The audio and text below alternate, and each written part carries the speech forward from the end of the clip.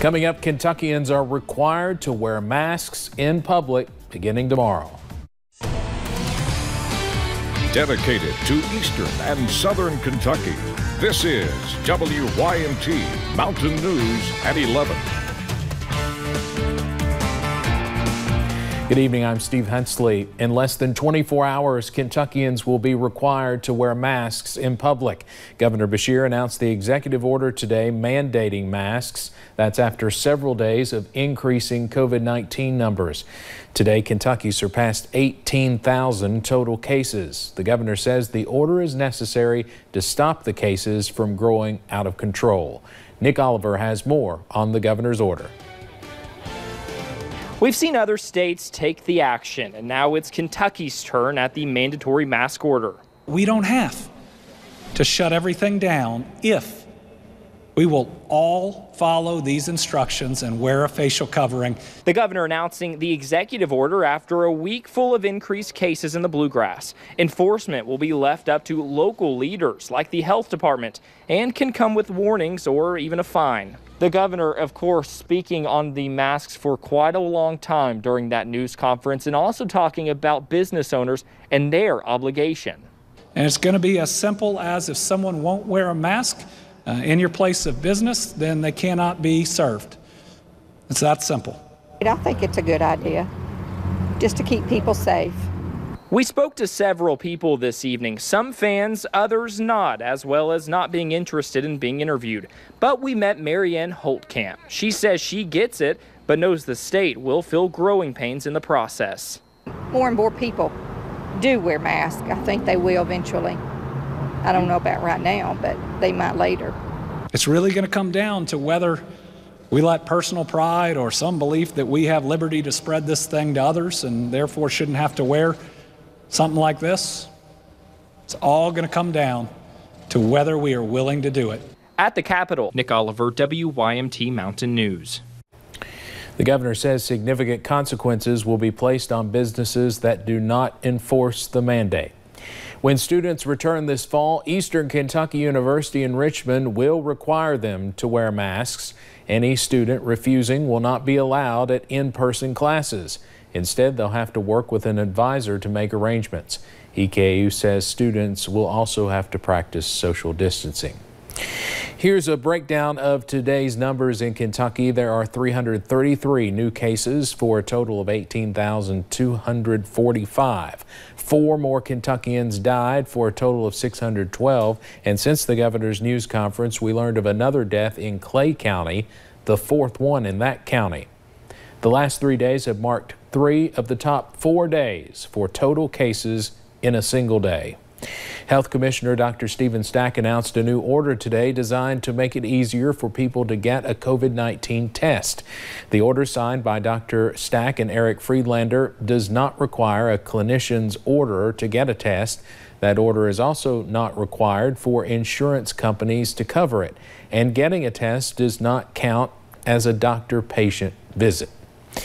At the end of June, the Letcher County Recreation Center opened up its basketball courts and increased the number of people who could come inside.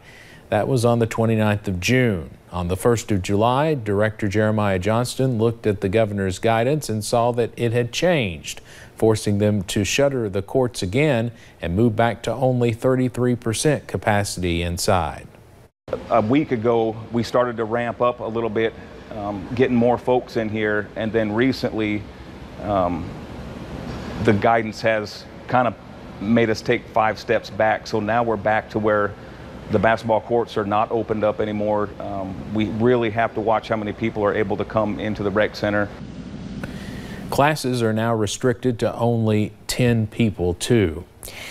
Pike County is offering parents a choice when it comes to their child's education. They are offering 2 options for their students this fall. The first being a fully online version and the second being 5 days a week in-person classes. Students who choose to participate in school online will be allowed to play for a sports team and other extracurricular activities. Bus transportation will continue to be provided, but there will be some changes to how students ride. The kids can sit 2 in a seat if they're masked, And in between each run, the bus drivers will sanitize and clean thoroughly. Grades 1st through 12th will be required to have a face mask on during the school day. 2 new in-person unemployment assistance locations will open next week. One of those will be in Prestonsburg at the Big Sandy Community and Technical College. It will open Tuesday, Wednesday, and Thursday. The Frankfort in-person assistance site will also remain open next week, Monday through Friday. You can sign up for an appointment at kcc.ky.gov.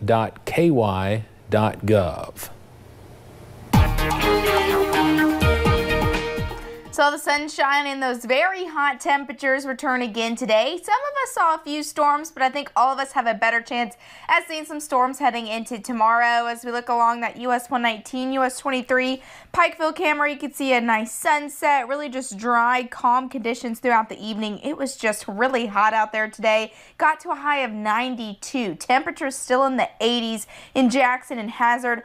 Upper 70s, Pikeville, Prestonsburg, even down into parts of London. Starting to cool off though, Somerset, Middlesboro, and over into parts of Wise, Virginia. Looking at those dew points though, it's feeling on the muggy side out there. Upper 60s, lower 70s once again.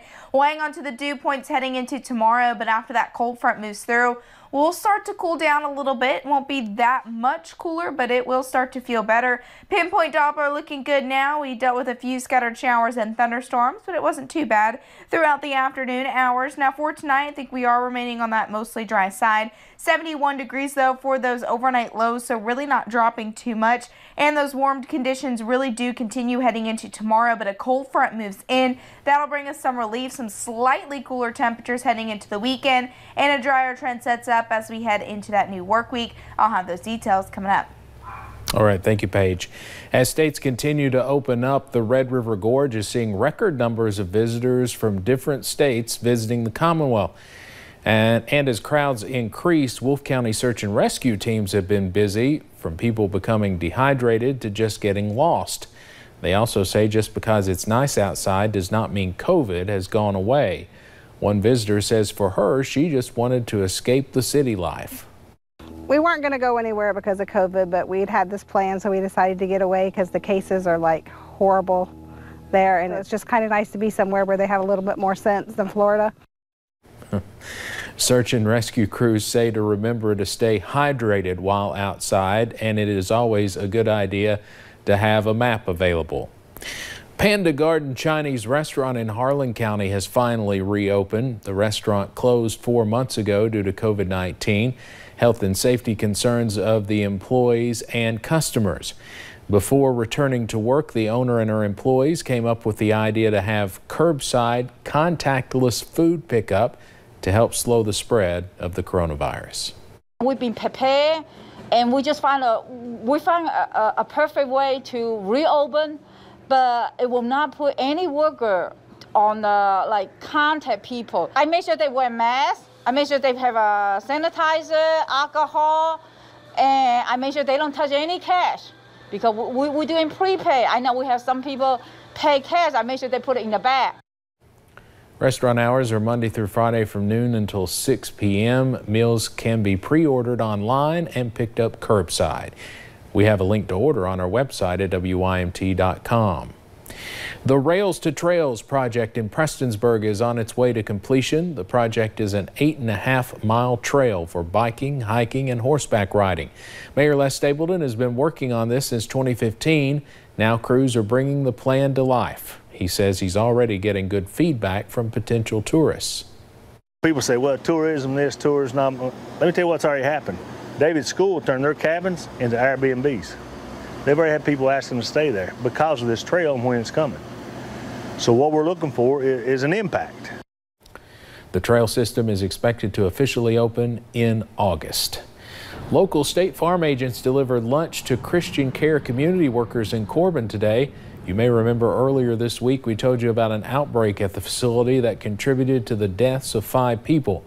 Michael Jones with State Farm says the meals are the least they can do to help healthcare workers right now. We are all happy to be able to help the healthcare workers. They are the people in our community that are taking care of our parents and our grandparents here, and we deeply appreciate what they're doing. State Farm was able to feed around 108 employees. Yesterday afternoon around 3 o'clock, the Garrett Volunteer Fire Department responded to a home in Boland Branch that was destroyed. No one was hurt in the fire and no one was home, but everything was lost except one thing. WYMT's Emily Bennett explains. As fire ripped through this house in Floyd County, extensive fire damage throughout. Firefighters thought everything was lost, but as they searched the home, they found one thing that was not completely burned. There in the midst of this house fire was a picture of the Lord's Supper on a Bible that was just barely burnt. The Bible sat on a shelf in a part of the home with the most damage. Nothing else on that shelf was recognizable as whatever it may have been, but the Bible was still recognizable and was still, for the most part, intact. The Bible not shielded by anything. That was the first thing that the firefighters saw when it fell out on the ground, was the picture of Jesus with his disciples around it. Assistant Chief Grady Allen says this is actually more common than people think, seeing many Bibles not damaged in his 15 years as a firefighter. I have seen them to where that the table that the Bible was sitting on was scorched all the way around, and you could pick the Bible up and it was not touched, and underneath the table where the Bible was at was not burned at all. And says something like this is a sign from God. To see something that gives you hope and inspiration like the Bible standing in pretty much the pits of hell and surviving it all the way through really gives you hope that there is something else out there. Hope that Allen says keeps them going. In Floyd County, Emily Bennett, WYMT Mountain News. The fire department is keeping the Bible at the station, hoping when the family returns, they'll be able to give it to them. Coming up on Mountain News at 11, another star of the popular TV show Glee is feared dead. What authorities believe happened to her. More showers and storms move in tomorrow as a cold front moves in. We'll break down that forecast coming up.